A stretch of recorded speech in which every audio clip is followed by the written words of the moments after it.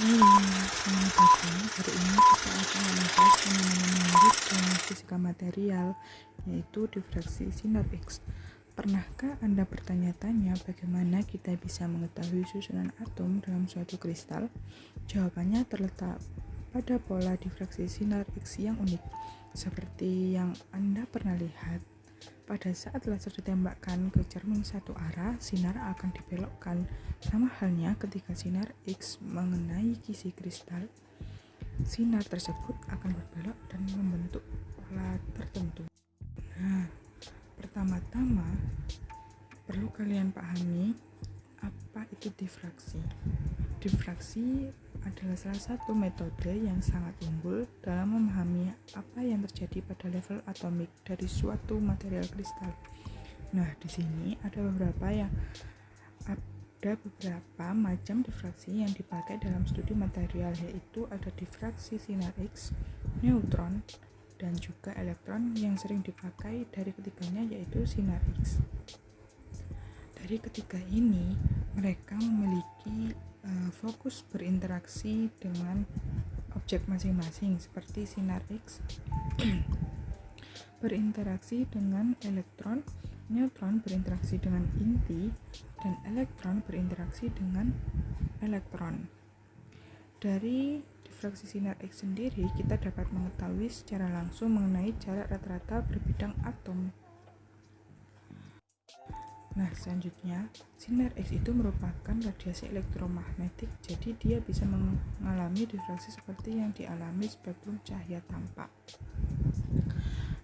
Akan tetapi berbeda dengan cahaya tampak, sinar X tidak bisa terdifraksi dengan celah optik yang mampu mendifraksi cahaya tampak karena panjang gelombang sinar X yang terlalu pendek. Dilihat dari gambar spektrum cahayanya sendiri. Selanjutnya, pada tahun 1912, fisikawan dari Jerman yang bernama Max von Laue menggunakan kristal tunggal untuk menghasilkan difraksi sinar X. Setelah Max von Laue, selanjutnya ada dua orang bernama French dan Knepping yang berhasil menggunakan difraksi sinar X dari kristal tipis, yaitu zinc bridge atau ZNS.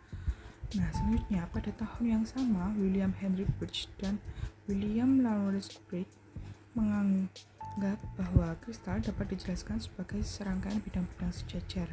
Arah dari berkas terdifraksi kemudian digambar sebagai sinar X yang dipantulkan oleh serangkaian bidang paralel atom-atom, di mana yang terpantul merupakan hasil difraksi yang bersifat konstruktif. Maka dari itu, muncul anggapan difraksi diubah menjadi penjelasan pemantulan sinar X pada bidang paralel atom-atom. Oleh karena itu, istilah difraksi dan pemantulan dianggap sama dalam penjelasan hukum Bragg. Nah, untuk persamaan hukum Bragg menggunakan hubungan antara jarak dari bidang kristal dan diperolehlah hukum Bragg 2D sin theta n lambda. Nah, selanjutnya yaitu persamaan Laue. Laue menjelaskan arah difraksi maksimum akan terbentuk pada arah tertentu yang mengikuti persamaan Laue.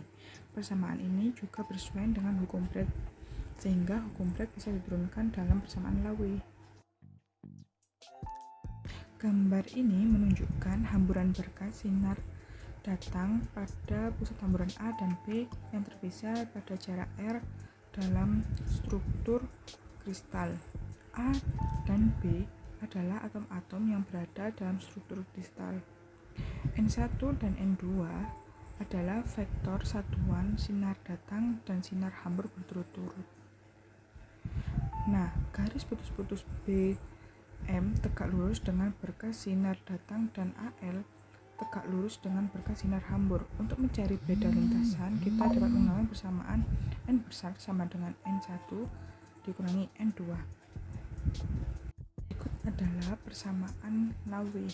Ketiga persamaan ini dapat menentukan nilai dan pada difraksi sinar X oleh bidang kristal hambur, namun dengan nilai HKL dan N tertentu. Nah, masih banyak lagi nih seputar hukum Bragg dan persamaan Laue. Terima kasih untuk kesempatan kali ini. ini. See you next time semuanya.